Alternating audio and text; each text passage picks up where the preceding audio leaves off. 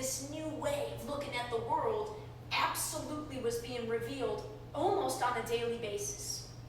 And in not so big ways and in bigger ways. But the magic of life is seeing that even in the little things, you add up all the little things and it's a pretty powerful message. And as the little things would happen almost on a daily basis, you then kind of let that happen for a few months and look back and kind of feel, and you're like, whoa, wow, we have a lot of control. And I could see my outward life very drastically changing from my old story. And what that meant more than anything is that I was experiencing unprecedented happiness and peace within myself. All very, very much so. I don't want to say all the time, because I definitely was still on the roller coaster. I am still on the roller coaster.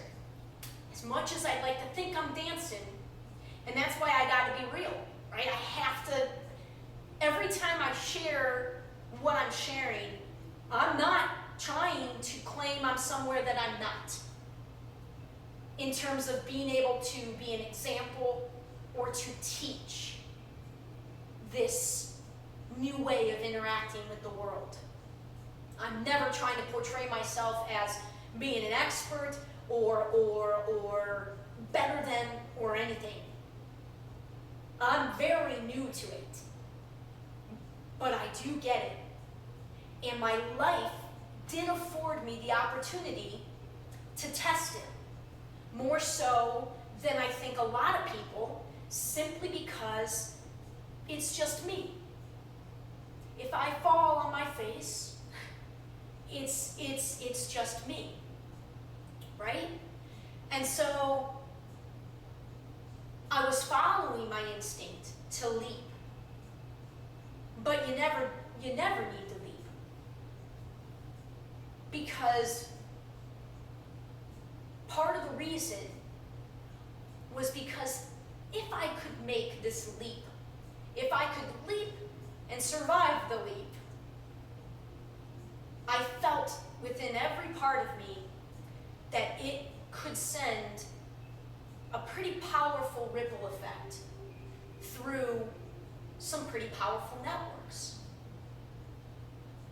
And that, honest to God, is the thing that guided me most. Because I come from a very mainstream path most of my life. And all I mean by that is that it's more limited than folks that either by choice or their life makes them take a very different path. The mainstream world of go to college, get your A's, get a job, and then, then just start the unending task of continuing to prove yourself in your work. And I am still speaking to very high achieving people, because that's the old story that I'm coming from.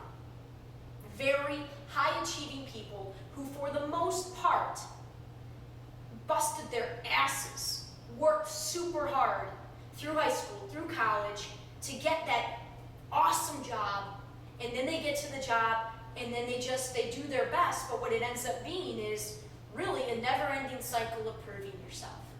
And because you're constantly doing first what others expect of you in your role as an employee and in your role, I would argue, outside of the work world, we're trained to do what's expected of us on the outside before we're taught or even understand how to listen to ourselves.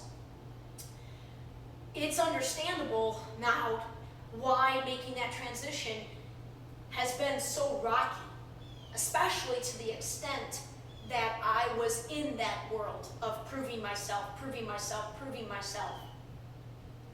So as I continue to break free from that, and every day I wish and hope and pray that I could put that mentality to rest and fully, 100%, really trust and believe what has been guiding me for 2.5 years now, because it hasn't led me astray. But as soon as I let myself believe it has, that gains momentum. And because most everybody in my life, regardless of most everybody, is looking at what I'm doing, and my old story is to first put myself, what everybody else must think before what I think. As such, I'm driving myself crazy with it.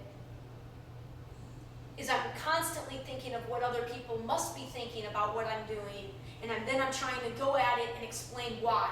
No, really, I'm not crazy. No, really, I know how fantastical this sounds, but if you just give me a chance, if you let me try to get out all the connections in my head on why I believe this is true, like, it's all there, I promise you. If I could just spit it all out and get it all out, you don't need to fully understand it, but I really think I can explain it so that you can see how it isn't so fantastical after all. But I still didn't give myself enough room in my transition story, and how would I know how much room to give myself? I've never been through this before. I've never in my life, until I healed, understood the control I had to create the life for myself. That's why I say this is real responsibility time. This is, you want to hear how this works? You want to truly, you got to be ready to understand that you got to take full responsibility, full credit, and full responsibility for what your life is. Because we are the only ones that have control over ourselves. And you create your tomorrow with how you feel today.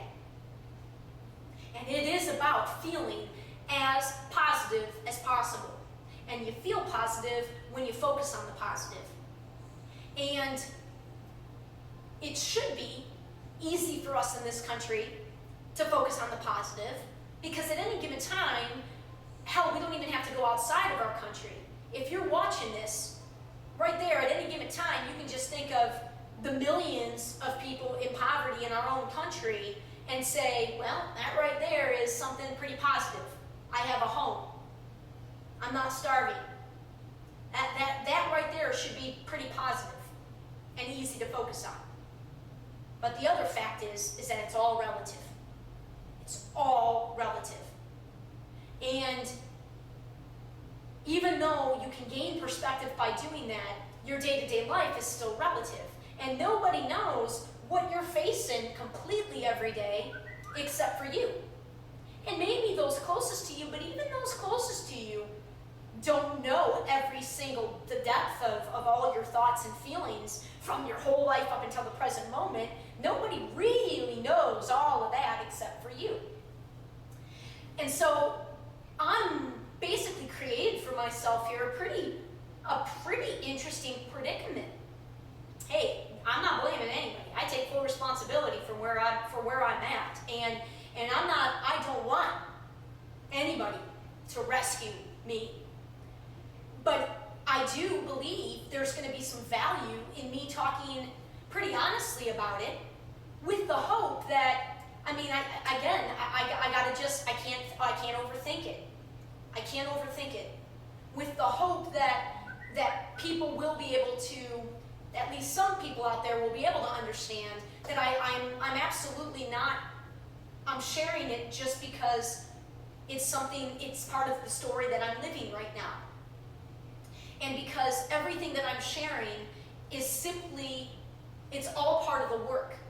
Because everything that I'm experiencing is feedback to me on what I'm still not communicating and living. See, I'll communicate it when I live it. Like, the living and the communicating, what I've set up for myself is a situation where I've got to be as real as possible. Because if I'm out there pitching myself as somebody sharing a story of realness, and thus, I mean, all along I said, I am just ahead of anybody that's willing to take this chance of creating something different.